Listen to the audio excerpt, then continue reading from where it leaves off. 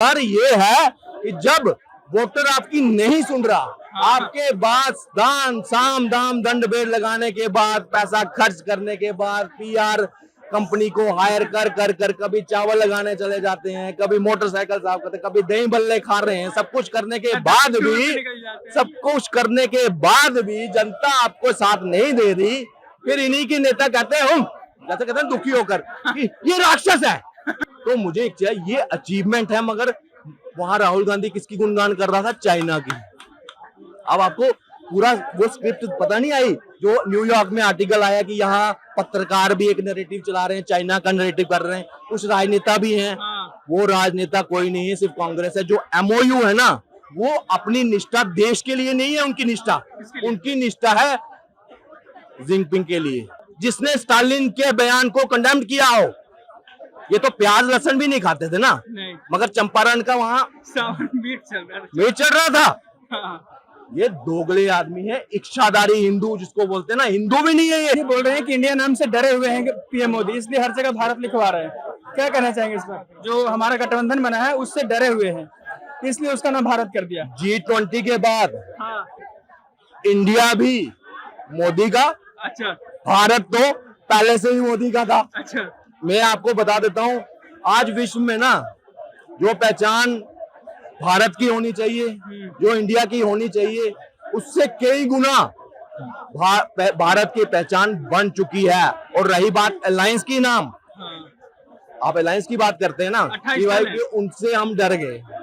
हाँ, डरे हुए हैं। सुनिए, मैं कहता हूँ आपने डर कर ही यूपीए को तोड़कर, डरे तो आप है, अगर नहीं डरे होते तो यूपीए रहता।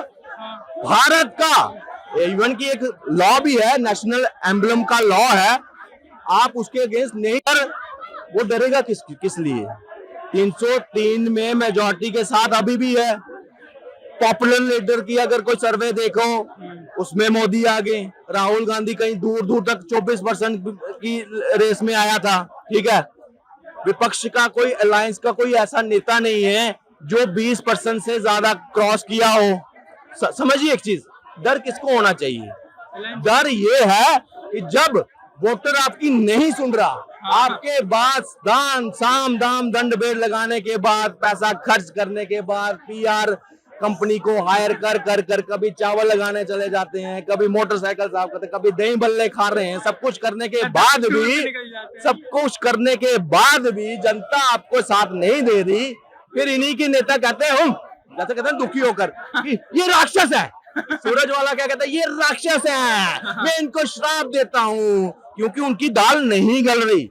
डर उनको है। यहाँ पे पूरा देश, मैं आपको बोलता हूँ, पूरा देश के साथ ना, जितने पूरे विश्व में भारतीय बैठे हैं ना, G20 हो रहा था, उनकी निगाहें टिकी थी क्या हो रहा है पूरा देश। मगर हमारे देश का विपक्ष क्या कर रहा था?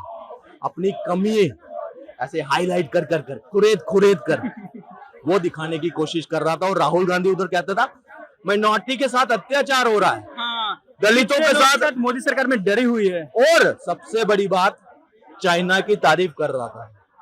देखो, G20 में चाइना का वन रोड वन बेल्ट का जो उनका इनिशिएटिव था ना, BRI, उसको खारिज कर दिया उन्होंने।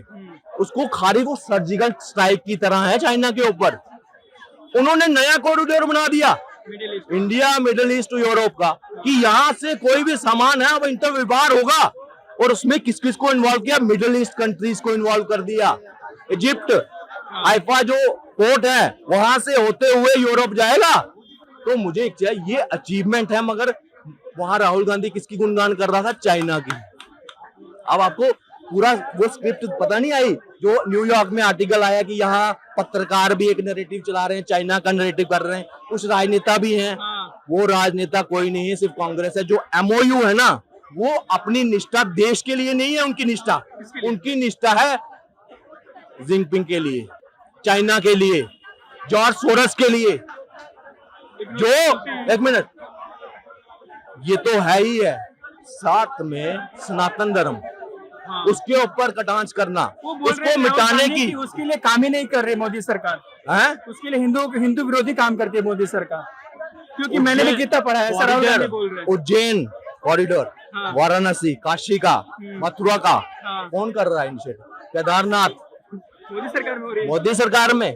पहले हिंदू शब्द से इनको नफरत थी, राम काल्पनिक है, अल्फनामा दिया था इन्होंने, राम सेतु तुड़वाने की कोशिश की थी, यही डीएमके उस वक्त। इतनी थी, राम है ही नहीं कुछ भी। 25 वकील खड़े थे। एक बयान बताओ दत्तात्रेय कोल ब्राह्मण का, जिसने स्टालिन के बयान को कंडेम किया हो। ये तो प्याज लहसुन भी नहीं खाते थे ना, नहीं, मगर चंपारण का वहां सावन मीट चल रहा था। मीट चल रहा था। हाँ। ये दोगले आदमी है, इच्छाधारी हिंदू जिसको बोलते हैं ना, हिंदू भी नहीं है ये। राहुल लालू यादव को जानते होंगे आप, वो बोल रहे हैं कि 2024 में पीएम मोदी को सूरज लोग पहुंचा के मानेंगे।